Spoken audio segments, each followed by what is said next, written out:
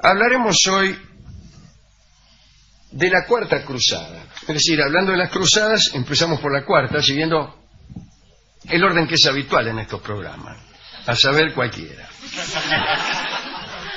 Bueno,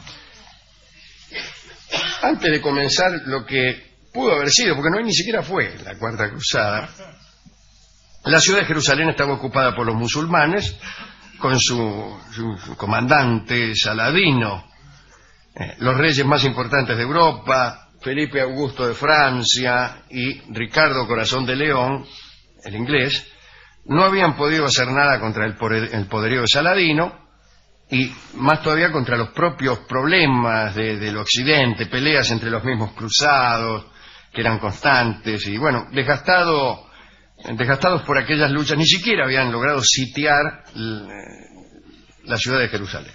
Allá por el año 1195 comenzó a gestarse una nueva expedición, la Cuarta Cruzada, que en realidad nunca fue tal y ya veremos por qué. A la muerte de Saladino, se murió Saladino, lamentablemente. El Papa Inocencio III pensó que el gobierno musulmán de Jerusalén podría desmoronarse y en consecuencia empezó a predicar a favor de una nueva cruzada. Por esos días empezaban con ardor a preparar expediciones, pero eran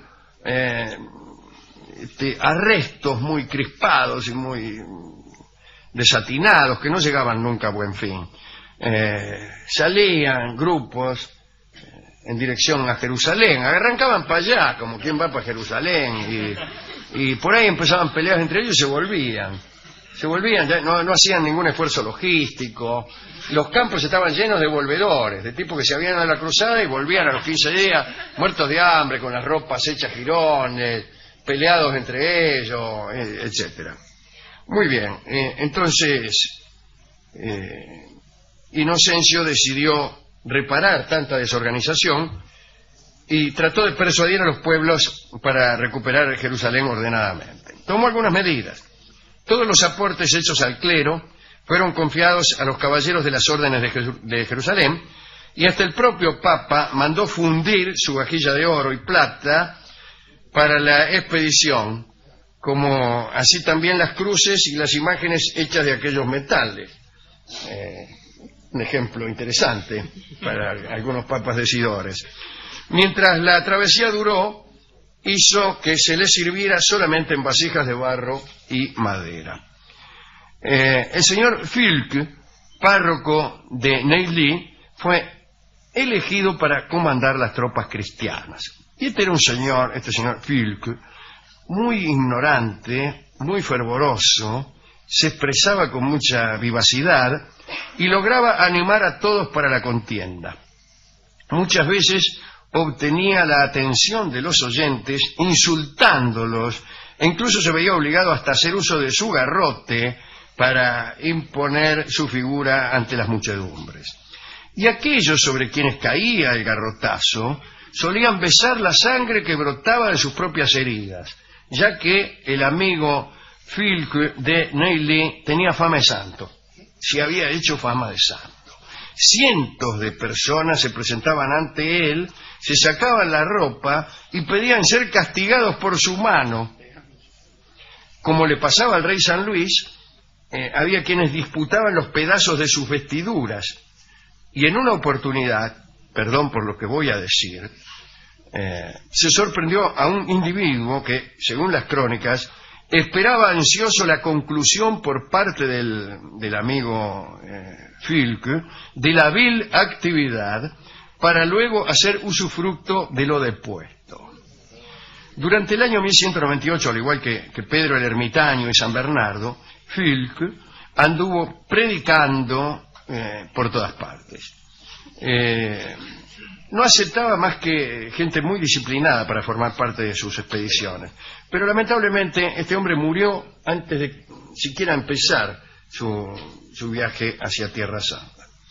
Entonces el Papa, sin capitán digno de las tropas cristianas, ofreció el cargo al dux de Venecia, que en ese momento era Enrique Dándolo, que tenía 90 años, estaba casi ciego, pero en nada habían disminuido sus dotes de guerrero.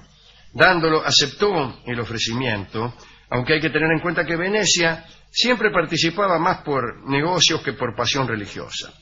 Entre los franceses, el jefe era Bonifacio, marqués de Monferrato. En el año 1202, los cruzados partieron con la mejor flota que nunca había navegado por el mar Adriático.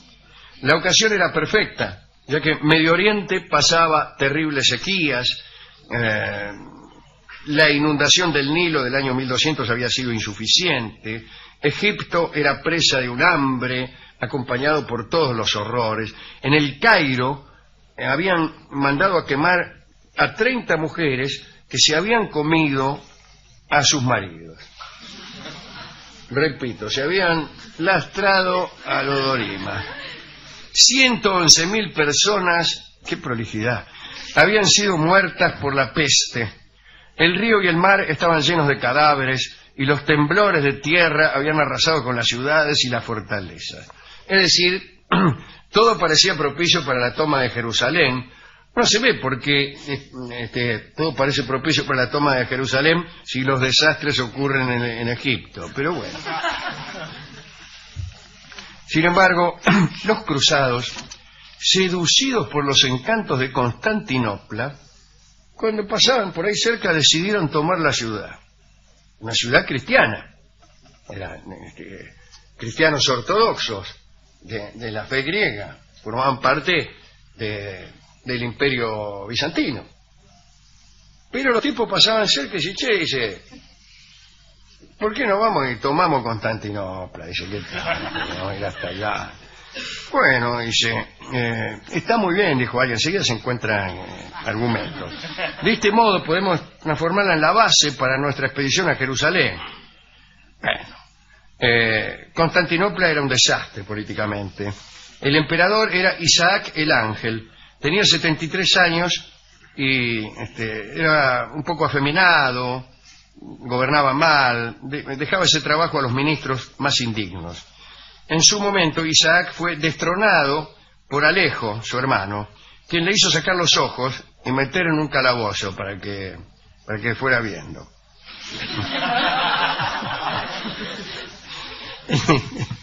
Entre otras cosas, la excusa de los cruzados para entrar en Constantinopla era tratar de restablecer a Isaac en el trono. Bien. Se reunió entonces la escuadra cristiana en Corfú, se hizo a la vela para Constantinopla. Ya nadie pensaba en Jerusalén, qué sé yo. 30.000 hombres eran los que iban a conquistar un imperio de muchos millones de habitantes. La víspera de San Juan de 1203, echaron el ancla delante de la Torre Marina, junto a la costa de Asia y a 3 millas de la capital. Saben ustedes que Constantinopla está ubicada sobre el Helesponto, allí donde un estrecho separa a Europa de Asia. Todos quedaron maravillados con la ciudad. Constantinopla cubría el espacio de 7 colinas, presentaba altas murallas flanqueadas por 386 torres, qué sé yo. Bueno, mucha belleza. Sin embargo, la condición moral del país distaba de la hermosura, había una cantidad de líos por todas partes. Los cruzados, que ya ni siquiera se hacían llamar así, se ubicaron a unos pocos kilómetros de la ciudad. Atacaron, rompieron las cadenas del puerto y dieron el asalto. Alejo se dio a la fuga y abandonó a sus ejércitos. En medio del combate, Enrique Dándolo fue llevado en andas por los suyos e hizo que lo pusieran en tierra con el estandarte de San Marcos, de Venecia, ¿no? A las pocas horas, Constantinopla se había rendido. El gobierno se había rendido, pero no su pueblo. Fue en ese momento cuando, a la fuerza, se decidió unir la iglesia griega a la latina y muchos religiosos griegos se trasladaron a la vieja Rusia, ¿no? Siempre hubo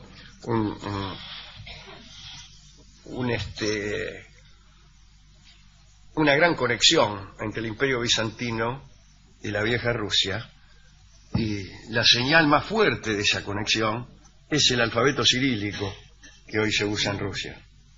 Esas C que son S, esas N que son L, todas esas cosas provienen del alfabeto cirílico, ¿no?, que era griego. Bueno, Terribles fueron los crímenes de los cruzados para quienes se resistían. Desplegaban toda su furia contra el pueblo. La gente de Constantinopla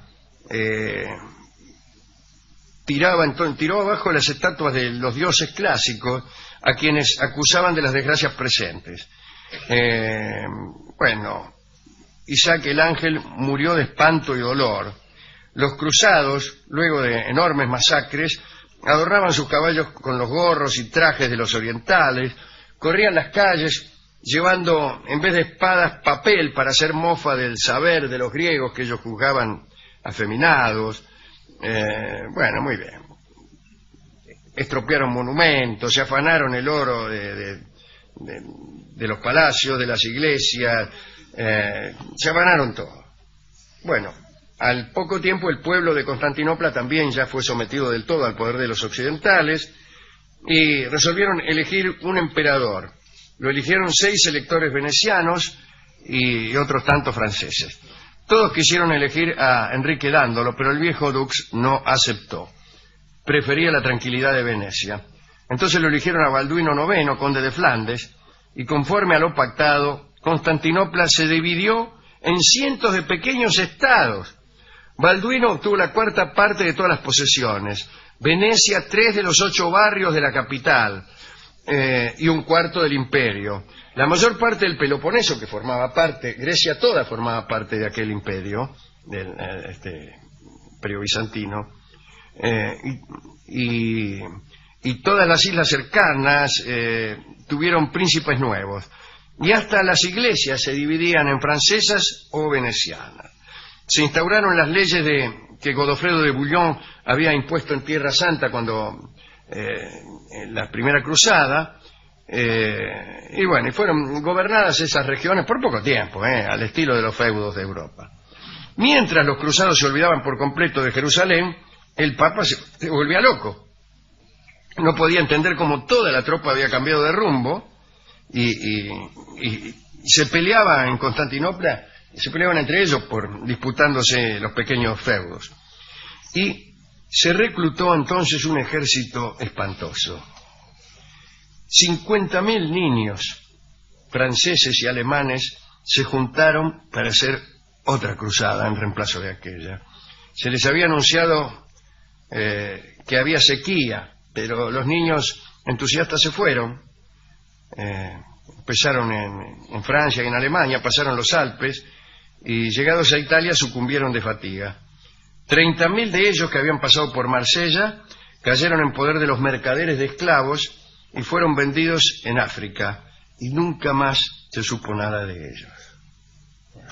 Y ese fue el fin de la extraña 4ª cruzada.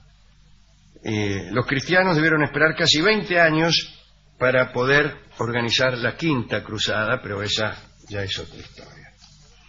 Hemos ido a la discoteca y el discotecario nos dijo que eso no era nada en comparación con lo que pasaba en el barrio de él. No, lo quiero ver en la cruzada, el discotecario. Que robaban todos los días y... ¿Qué tiene que ver? No es lo mismo. Cosas así, que... Empezó a contar unas anécdotas que no tenían mucho que ver de cómo él le contestó mal a un colectivero. La conversación fue tremenda. Así que hemos traído un disco de Karina Biorlegui que se llama Cruz de Palo, que no está mal para amueblar esta charla sobre una cruzada. Sí, pero es por las cruzadas que Biorlegui... El tango se llama Cruz de Palo por las cruzadas, evidentemente. ¿Ah, sí? Evidentemente. Y puntualmente por la 4ª cruzada. Ah, ¿la menciona? Sí, no la menciona, pero se sabe. Ajá. Está implícito. Los tangueros saben esto. En la viruta todo el mundo comenta que el tango Cruz de Palo fue compuesto por la 4ª cruzada, no la 3ª ni la 5ª. La 4ª. Porque si vos vas y decís que es la 3ª cruzada, te miran todos y te cargan y no te dan bolilla. Y si decís la 5ª, tampoco te dan bolilla. Ahora, si decís la 4ª... ¿Qué? Tampoco te dan bolilla, porque ahí no le dan bolilla a nadie. Así que escucharemos a Karina Biorlegui acompañada por las guitarras de Juárez, Soria y Salmone en el tango que se llama Cruz de Palo.